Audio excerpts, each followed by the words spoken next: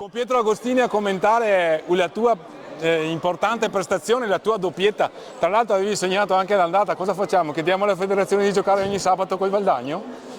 Sarebbe male, più che altro diciamo i derby è un derby, quindi come tutti diciamo i derby si vogliono vincere e sono contento che i gol siano arrivati proprio in queste due partite, perché è una stagione un po' scarsa di gol, però sono molto contento di aver dato un contributo alla squadra e in questa partita, a differenza dell'andata, di aver racimolato anche i punti, perché era da un po' di giornate che le prestazioni ci sono, un po' di giornate che le prestazioni ci sono, però manca sempre il risultato, i punti. E quindi siamo contentissimi che siano arrivati proprio qui, proprio a casa, proprio con il tifo che c'era oggi, è stato stupendo e quindi siamo molto contenti.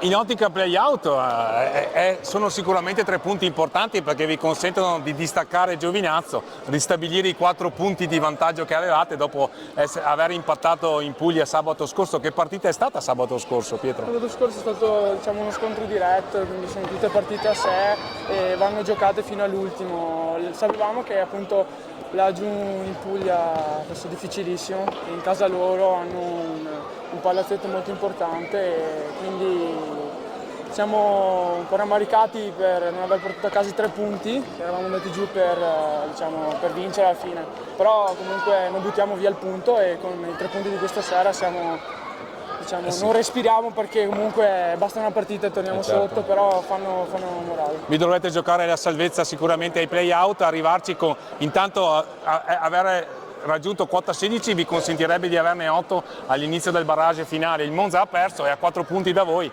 quindi si può assolutamente costruire la salvezza lottando con le unghie e con i denti come avete fatto stasera. Certo, siamo consapevoli che la parte del campionato molto più importante sta per arrivare, che sono i play-out. I punti, le partite sono fondamentali, sono da vincere tutte. Per quanto ti riguarda è importante essersi fatto trovare pronto, magari hai giocato poco in questo inizio di ritorno, però quando c'è stato bisogno di te hai risposto presente e questo sicuramente è importante per la squadra.